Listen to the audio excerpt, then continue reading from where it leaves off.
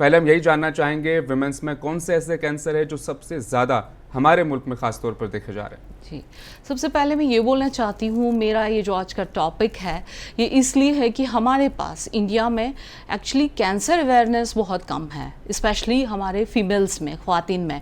तो इसके लिए ही मैंने ये टॉपिक चुना है। तो हम इंडिया में, मैं इंडिया की बात करूँगी, हमारे पास जो फीमेल्स के कैंसर सबसे ज़्यादा कॉमन पाए जाते हैं, टॉप पे आता है ब्रेस्ट कैंसर, नंबर 2 आता है cervical cancer. Cervical cancer uterus के माउथ का कैंसर रहता है। तीसरे नंबर पे आता है एंडोमेट्रियल कैंसर, जो यूट्रस की लाइनिंग जो अंदर रहती है उसका कैंसर, एंड लास्ट में आता है ओवेरियन कैंसर, ओवरीज का कैंसर।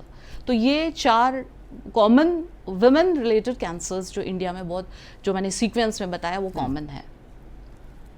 ये जो 4 कॉमन कैंसर्स आपने बताएं कि सबसे ज़्यादा पाए जाते हैं, क्या इन सभी में स्क्रीनिंग की वो फैसिलिटी अवेलेबल है? क्या एज क्राइटेरिया रहता होगा और कितने वक्त के बाद फिर से आप स्क्रीनिंग करवा सकते हैं, उसके लिए एलिजिबल हो जाएंगे? एक कंप्लीट एक पैकेज जो है हमारे व्यूअर्स के लिए हो जाए। श्योर मैं ब्रीफली बताना चाहूँगी कि ये जो 4 कैंसर्स हैं, इसमें से 2 के तो स्क्रीनिंग टेस्ट बिल्कुल है।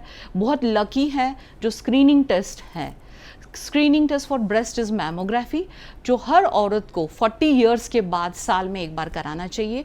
ये एक्सरे के जैसा एक मशीन के थ्रू किया जाता है। ये 40 के बाद एवरी ईयर। अगर किसी पेशेंट में फैमिली कैंसर हिस्ट्री की फैमिली है, ब्रेस्ट कैंसर की फैमिली हिस्ट्री है, उनको मे बी लेट 30s या मिड 30s में भी कराना पड़ेगा। बट एक्चुअली इट्स का रेट डेट जो दैट्स आफ्टर 40 इयर्स, साल में एक बार। नंबर 2 आता है सर्वाइकल कैंसर। सर्वाइकल कैंसर के लिए एक स्क्रीनिंग टेस्ट है, Pap smear with human papilloma virus vaccine, जो स्क्रीनिंग हम करते हैं, जो एवरी मैरिड वुमेन और सेक्चुअली जो एक्टिव रिलेशनशिप्स में रहते हैं 26 ईयर्स के बाद एटलीस्ट 3 इयर्स में एक बार करना चाहिए। क्योंकि ये ऐसा है, ह्यूमन पैपिलोमा वायरस जो रहता है उसका एक और मैं बाद में बताना चाहूँगी, या मैं अभी बोलूँगी कि उसका ज़्यादा अच्छा गुड न्यूज़ है हमारे लिए कि we have a vaccine that is human papilloma virus vaccine. Human papilloma virus vaccine ऐसा है जो अब अराउंड 80% सर्वाइकल कैंसर्स करा सकता है। और ये वैक्सीन जो रहता है ये हम 9 ईयर्स के एज के बाद गर्ल्स को दे सकते हैं अप टू 45 ईयर्स।